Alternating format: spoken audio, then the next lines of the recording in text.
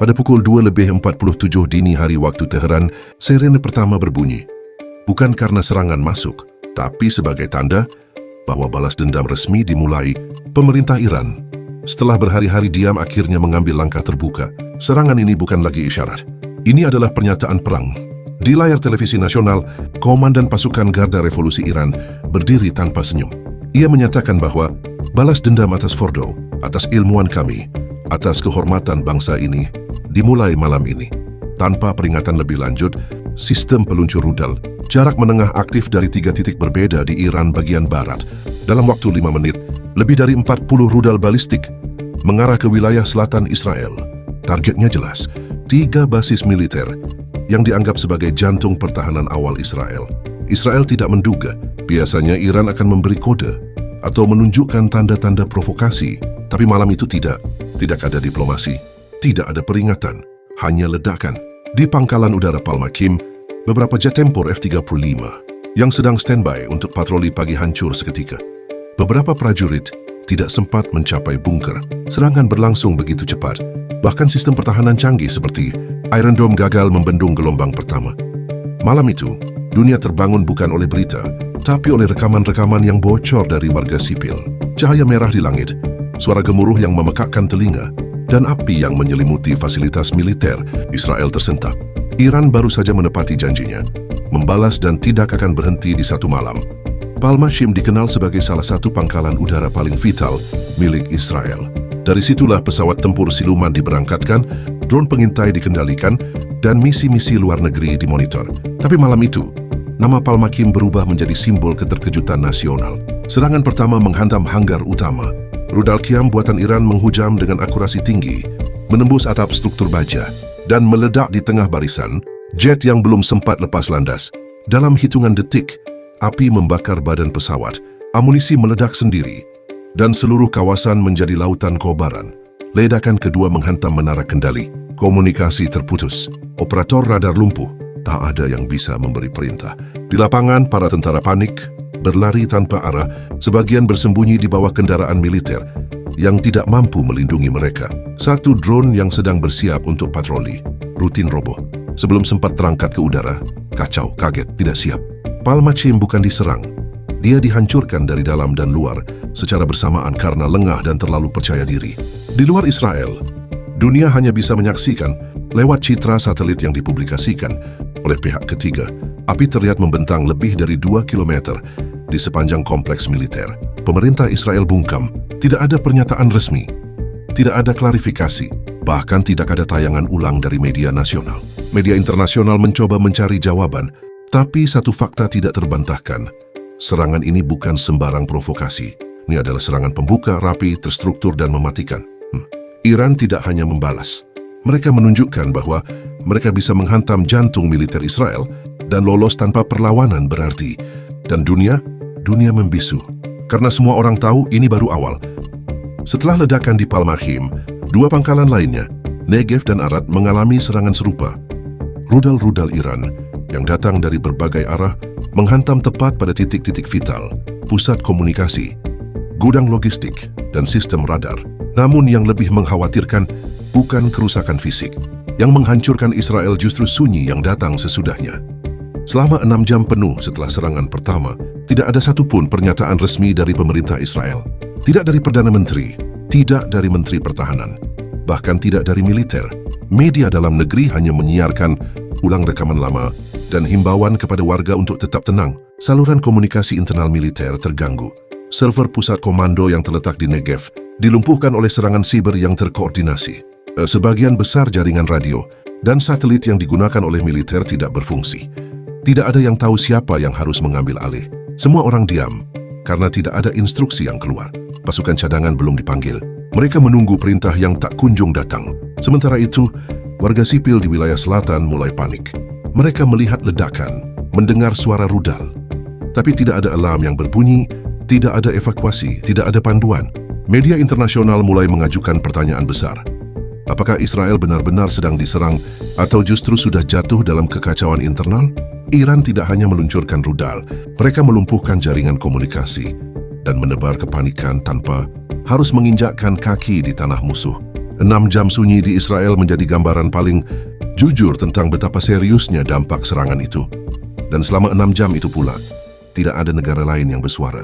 Tidak ada kecaman dari Dewan Keamanan PBB, tidak ada pergerakan dari Amerika Serikat, tidak ada reaksi resmi dari negara-negara sekutu. Seolah-olah dunia menunggu Israel bicara.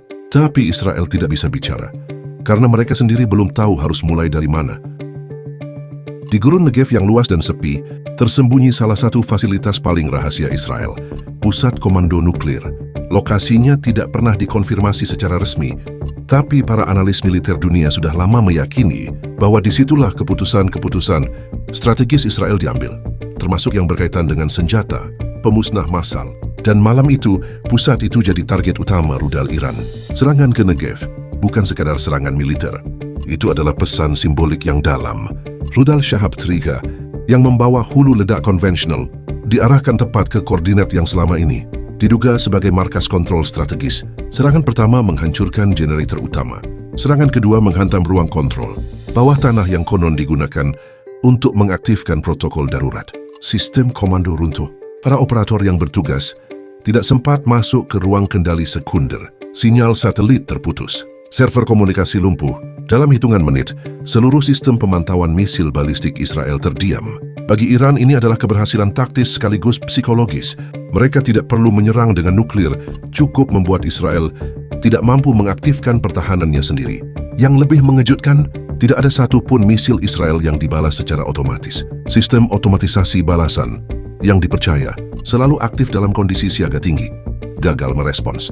Dunia mulai bertanya, apakah sistem pertahanan nuklir Israel memang sekuat yang selama ini diklaim? Atau apakah Iran berhasil menemukan titik buta teknologi mereka? Sementara itu, media sosial di wilayah Timur Tengah mulai dipenuhi dengan gambar satelit, peta-peta analisis, dan video amatir yang menunjukkan kobaran api di gurun Negev. Meski sensor ketat diberlakukan di Israel, informasi itu tetap bocor dan menambah tekanan di dalam negeri. Negev seharusnya menjadi tempat paling aman dan terlindungi di seluruh Israel. Tapi malam itu justru jadi titik yang membuktikan bahwa bahkan tempat paling rahasia pun bisa dihancurkan. Jika musuh sudah cukup dekat, cukup sabar, dan tahu persis harus menghantam dari mana, dunia akhirnya mulai bicara. CNN dan Al Jazeera menayangkan laporan darurat. BBC menurunkan berita utama dengan judul Iran meluncurkan serangan terbesar ke Israel sejak 1973. Tetapi meskipun semua media dunia gempar, satu hal tetap aneh. Tidak ada negara yang bergerak. Amerika Serikat, sekutu paling dekat Israel, tidak mengirim bala bantuan. Pentagon hanya mengeluarkan pernyataan singkat bahwa mereka sedang memantau situasi dengan sangat hati-hati. Tak ada pergerakan kapal induk, tak ada peluncuran jet dari pangkalan ALS di Timur Tengah, tak ada sanksi tambahan, bahkan tidak ada kecaman langsung terhadap Iran. Eropa lebih parah. Jerman, Prancis, Inggris semuanya memilih diam atau hanya menyerukan penghentian eskalasi. Uni Eropa mengadakan rapat darurat, tapi belum menghasilkan sikap resmi apapun. Negara-negara Arab pun bersikap serba ambigu. Beberapa mendukung serangan Iran secara terbuka di media sosial. Meski secara diplomatik, mereka tetap diam. Hanya Irak dan Suriah yang terang-terangan memuji langkah Iran sebagai balasan atas agresi bertahun-tahun. Israel terisolasi, sendirian, dan kali ini bukan karena musuhnya terlalu banyak, tetapi karena dunia memilih untuk tidak ikut campur. Ketika visual-visual kehancuran di Palmakim, Negev dan Arad mulai menyebar ke publik dunia, banyak warga global bertanya, apa yang sebenarnya terjadi? Kenapa Israel bisa diserang separah ini dan tidak ada yang menolongnya? Jawabannya tidak terucap tapi sudah terasa. Selama ini, dunia menahan diri karena percaya Israel tak terkalahkan. Tapi begitu retak itu muncul, kepercayaan mulai hilang. Yang lebih menakutkan lagi, Iran belum mengatakan bahwa ini sudah selesai, dan dunia dalam diamnya mulai sadar bahwa ini mungkin baru pembukaan. Pagi hari setelah serangan itu, publik Israel menunggu satu hal, suara dari Perdana Menteri Benjamin Netanyahu. Namun yang mereka dapatkan hanyalah siaran ulang dari pidato minggu lalu. Tidak ada pernyataan baru, tidak ada penampilan publik, tidak ada video, suara, atau bahkan satu cuitan pun. Desas-desus mulai menyebar bahwa Netanyahu telah dievakuasi ke lokasi rahasia sejak serangan pertama terjadi. Namun kabar itu tidak dikonfirmasi. Bahkan beberapa media Israel mulai berspekulasi apakah Netanyahu masih hidup. Atau lebih parah, apakah dia sedang dalam tekanan besar dari internal pemerintahannya sendiri? Di dalam Knesset, Parlemen Israel, situasi tidak kalah buruk. Para anggota kabinet saling menyalahkan. Menteri Pertahanan dilaporkan beradu argumen keras dengan Kepala Staf Umum. IDF, beberapa anggota parlemen, oposisi menyerukan mosi tidak percaya di tengah situasi krisis. Bahkan muncul suara-suara untuk membentuk pemerintahan darurat nasional menggantikan struktur yang ada. Sementara itu militer kebingungan. Tanpa komando politik yang jelas, beberapa pangkalan bertindak sendiri. Ada unit yang mulai mempersiapkan balasan besar-besaran ke Iran, namun tidak memiliki izin resmi. Ada pula yang justru mengevakuasi pasukan karena takut serangan susulan. Israel tidak hanya kehilangan sistem pertahanannya malam itu, mereka kehilangan pusat kendali negaranya sendiri. Bagi rakyat ini adalah mimpi buruk. Mereka terbiasa hidup di bawah bayang-bayang konflik, tapi selalu percaya bahwa negaranya tangguh, pemimpinnya tegas dan sistemnya kuat. Kali ini berbeda. Ketiadaan Netanyahu bukan sekadar absennya seorang pemimpin. Ini adalah simbol bahwa Israel sedang lumpuh. Bukan hanya karena rudal musuh, tapi karena ketidakpastian dari dalam. Dan di luar sana Iran terus diam. Tidak ada klaim kemenangan, tidak ada pidato besar, hanya satu pesan yang dikirim lewat saluran tak resmi. Kami belum selesai. Israel tahu, badai berikutnya mungkin akan lebih besar. Tapi kali ini, mereka bahkan belum bisa berdiri tegak untuk menahannya. Pukul 15.23 waktu setempat, Israel kembali dikejutkan. Kali ini bukan pangkalan militer atau fasilitas pertahanan yang jadi sasaran. Rudal-rudal terbaru Iran justru diarahkan langsung ke pusat ekonomi, Tel Aviv. Bukan sekadar ancaman militer. Serangan ini adalah pukulan langsung terhadap jantung sipil, simbol modernitas dan kestabilan ekonomi Israel. Dua rudal jatuh di kawasan distrik bisnis utama, meruntuhkan bagian atas gedung perbankan internasional, dan menyebabkan kebakaran hebat di menara perdagangan. Pasar saham Tel Aviv langsung lumpuh. Dalam waktu kurang dari 1 jam, indeks TA35 anjlok lebih dari 40%. Bank-bank menghentikan transaksi online, kantor-kantor keuangan mengevakuasi ribuan pekerja, dan antrean panjang mulai terlihat di ATM, serta SPBU. Sistem pembayaran digital dilaporkan mengalami gangguan besar karena serangan siber yang diluncurkan berbarengan dengan rudal. Pemerintah belum juga memberikan pernyataan. Kekacauan informasi terus berlangsung. Rakyat mulai kehilangan kepercayaan. Tidak hanya terhadap pemimpinnya, tapi juga terhadap seluruh sistem yang selama ini dianggap paling canggih dan siap tempur. Serangan ke Tel Aviv adalah titik balik psikologis. Jika sebelumnya publik masih bisa menyebut serangan ke Negev atau Palmachim sebagai bagian dari perang antar militer, maka kali ini perang sudah benar-benar menyentuh urat nadi kehidupan sehari-hari. Panik meluas, Bandara Ben Gurion ditutup, ribuan warga mulai meninggalkan kota besar menuju wilayah utara dan barat. Lalu lintas macet total, lini telekomunikasi penuh, sistem darurat tak sanggup menampung laporan. Iran tidak sedang menyerang secara acak, mereka menghantam titik-titik yang paling sensitif dan paling simbolik. Tel Aviv bukan hanya kota, ia adalah wajah global Israel. Dan wajah itu sekarang sedang berdarah. Satu hal menjadi jelas bagi seluruh dunia. Ini bukan lagi sekadar balas dendam. Ini adalah penghancuran sistematis, pelan, terukur, dan menyakitkan. Di tengah kehancuran yang terus menyebar di Israel, satu hal yang paling membingungkan dunia justru adalah diamnya Iran. Tak ada pidato kemenangan, tak ada konferensi pers darurat, tidak ada siaran televisi yang memamerkan kesuksesan serangan. Bahkan pemimpin tertinggi Iran, Ayatollah Ali Khamenei, tidak muncul di depan publik. Satu-satunya pernyataan resmi hanyalah sebuah kalimat singkat dari juru bicara militer. Kami hanya merespons sejarah. Kebisuan itu justru lebih mengguncang daripada ancaman terbuka. Karena dalam diam itu, seluruh dunia tahu bahwa Iran sedang menyampaikan satu hal. Mereka tidak sedang cari sensasi. Mereka tidak peduli citra. Mereka tidak butuh pengakuan. Mereka hanya ingin membuat Israel merasa sendiri, hancur, dan tidak tahu apa yang akan datang berikutnya. Negara-negara besar mulai gelisah. Rusia dan Tiongkok menyerukan perundingan damai, tapi juga menolak mengecam Iran secara langsung. Amerika Serikat masih bungkam, terperangkap antara kepentingan strategis dan ketakutan akan konflik regional yang lebih luas. Israel, yang selama ini dikenal sebagai negara dengan kemampuan propaganda global paling kuat, justru kehilangan kendali atas narasi. Seluruh dunia mulai mempertanyakan, bagaimana bisa negara dengan teknologi intelijen tercanggih bisa kecolongan sebesar ini? Bagaimana bisa musuh utamanya menghancurkan titik-titik vital tanpa ada satu pun deteksi awal? Dan lebih dari itu, mengapa Iran tampak sangat tenang? Di media sosial, opini publik global mulai berubah. Banyak yang tidak mendukung kekerasan, tapi juga mulai mempertanyakan dominasi sepihak yang selama ini dibiarkan begitu saja. Sentimen anti-Israel meningkat tajam di negara-negara mayoritas Muslim, bahkan di Eropa dan Amerika. Muncul gelombang unjuk rasa yang menuntut pemerintah mereka tidak ikut campur. Diamnya Iran telah menjadi senjata paling tajam dalam konflik ini. Karena saat Israel sibuk memadamkan api, menenangkan rakyatnya, dan mencari pemimpinnya yang hilang, Iran hanya duduk tenang, menyaksikan semuanya runtuh, tanpa harus mengucapkan satu kata pun. Pada pukul 22:10 waktu Israel, militer akhirnya mengeluarkan pernyataan yang selama ini ditakuti publik.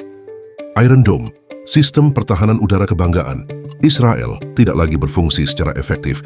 Dalam 24 jam terakhir, sistem ini gagal mencegat lebih dari 70% rudal yang masuk, termasuk rudal-rudal yang menghantam Tel Aviv, Arad, dan beberapa kawasan industri militer di selatan.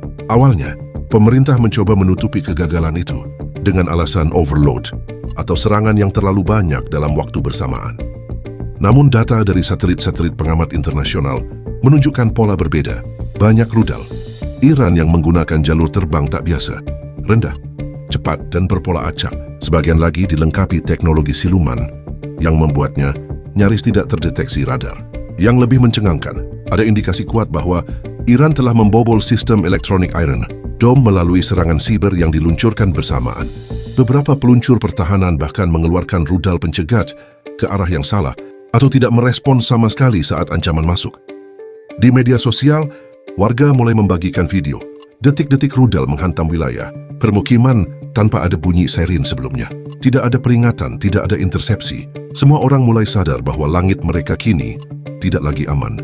Iron Dome, yang selama ini dianggap simbol kekuatan teknologi dan keamanan absolut Israel, kini berubah menjadi simbol keruntuhan. Simbol bahwa bahkan benteng terkuat pun bisa jebol, asal lawan cukup sabar, cukup cerdas dan cukup siap. Para analis militer internasional mulai menulis ulang proyeksi mereka. Jika Israel bisa dilumpuhkan dalam waktu 48 jam oleh Iran, negara mana lagi yang bisa bertahan dalam perang modern? Dan lebih penting, apa artinya jika satu-satunya pertahanan udara paling efektif di dunia bisa dikalahkan secara diam-diam? Malam itu, langit Israel menjadi gelap. Bukan hanya karena listrik padam di beberapa wilayah, tapi karena rasa aman yang selama ini dibangun dengan teknologi, uang, dan propaganda telah benar-benar hilang. Di tengah kekacauan total, satu harapan terbesar Israel tersisa: intervensi Amerika Serikat.